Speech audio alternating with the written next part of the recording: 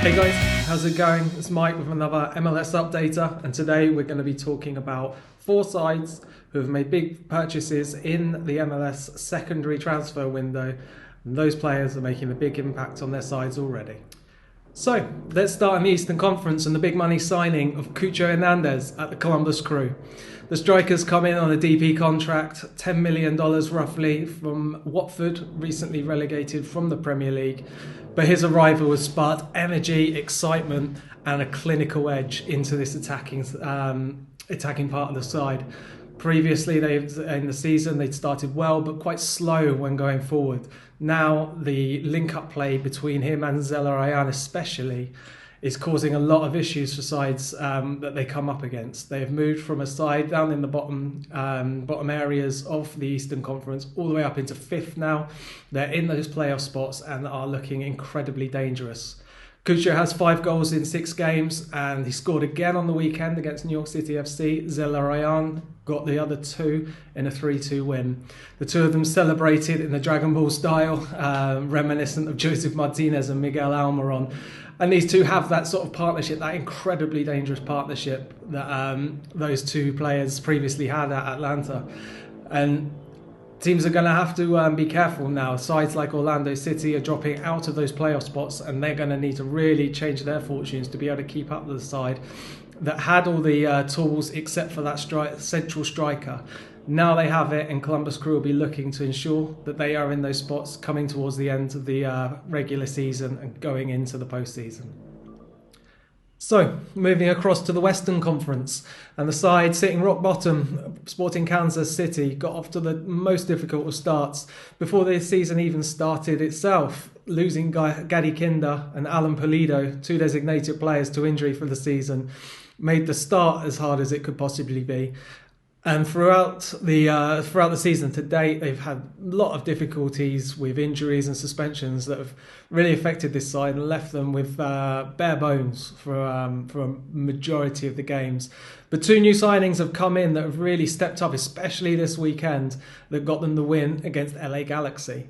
First of all, we bring in Erik Thommy, come across from Stuttgart in Germany. Bit of experience. The 27-year-old attacking midfielder is showing a lot of creativity, a lot of quality, and his bursts into the box have been incredible. Bringing down a Graham Zusi through ball, chest down, and a volley finish this weekend against LA Galaxy really showed his quality. And later on, he steps up and provides the assist for the other signing in this transfer window, Willy Agada. His first goal came from a Erik Thommy cross. He had 3 bites of the cherry. Jonathan Bond thought he'd kept all 3 out, but one of them did eventually cross the line, giving Agada his first goal, and he managed to get a second later on in that half after another good cross. So the two of them providing a little bit more energy going forward. Again, they struggled on defence. And there's plenty of work to be done in Kansas City, and they are very restricted with those 2 DP slots being left vacant for the whole season. Those players won't come on the pitch. They can't bring in anyone new, so they're working on difficult budgets. But these two appear to be a good way of getting things back running. They look to be players who will be incredibly useful going forward.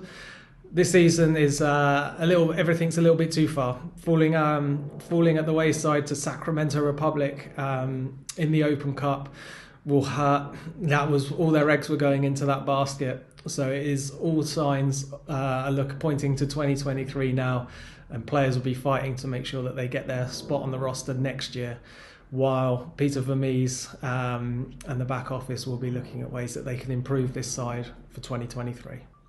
So, back to the Eastern Conference, and aside from Canada, who have been stealing all the headlines for the last month at least, we knew that Lorenzo Insigne would be arriving once his contract with Napoli expired, and he's got his first goal for the club this weekend in a 4-3 win over Nashville. A great drop of the shoulder, turn, attack, and finish from outside the box. A classic Insigne goal, and something which Toronto FC fans will be delighted to see. Bernardeschi on the other side, the other Italian signing that's come in, once again on the score sheet, this time with a penalty and showing signs of being a key player for this team going forward.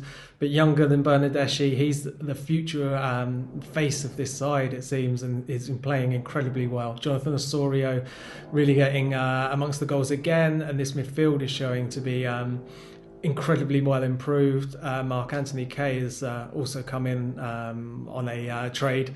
He's really increased the level of this midfield. One player that we should really talk about, who's not really got the headlines, is the return of Richie Laryea on loan from Nottingham Forest, who got promoted last season. They've spent 15 million on bringing in Neco Williams from Liverpool into that right wing-back slot, which means that Laryea wasn't really going to get the game time which he had hoped, especially the side going up. He had struggled. He had only 5 performances in the Championship when he arrived in January earlier this year. So the Canadian international is really looking to make sure he's getting game time and he's putting his mark on MLS to ensure that he's amongst the squad going to Qatar later this year. And he is proving to be an incredibly useful player. He's delighted to be back. He's put out some information over Twitter and interviews with the Toronto staff to say how happy he is to be back involved in the squad that he appreciates, a squad that he's gotten a lot from, a club that he's gotten a lot from, and he can see himself performing well again. And providing that extra bit of experience in the defence as well as his abilities going forward will certainly help Toronto in their bid to catch up ground and get into those playoff spots, which these big money signings will be a statement of. And finally, if we're talking about Toronto FC, then we have to talk about the Western Conference side taking all the headlines as well. LAFC have brought in some mega stars into their team, as we've seen in this secondary transfer window. And Gareth Bale once again was amongst the goals, his second for the side and his 4th substitute appearance, this time with an incredibly well taken solo effort to round off the scoring against Real Salt Lake. They are laden with talent. Chiellini as well, the other one, entertaining crowds with his incredibly bizarre handball. He's done this before. He knows the rules of the rules of the game, and he went up and covered a lot of height, which you usually probably see in an LA Rams team defending a punt. But this is what is happening in LAFC. This is excitement, there's fun, there's something that fans can enjoy. People are turning up. Real Salt Lakes broke their attendance record for this game, and it's all because of these players. They've added Dennis Bouanga from Saint Etienne as their final designated player, a left winger who can also play central forwards. Throughout their squad, they are absolutely covered in depth, and it's not just numbers, there's quality. They are 6 points clear of their closest rivals for the Supporters' Shield and have a game in hand, which could take them 9 points clear in it. It looks almost impossible that anyone's going to catch them in the regular season. When it comes to the playoffs, we'll have to see. These are one-off games and anything can happen, but currently LFC, with the players they've brought in, the squad depth, they are looking very hard to beat. Thanks so much, guys, for listening once again. You can find me at Mike Rice 1983 on Twitter. Please hit the subscribe button and come back for more MLS updaters throughout the season.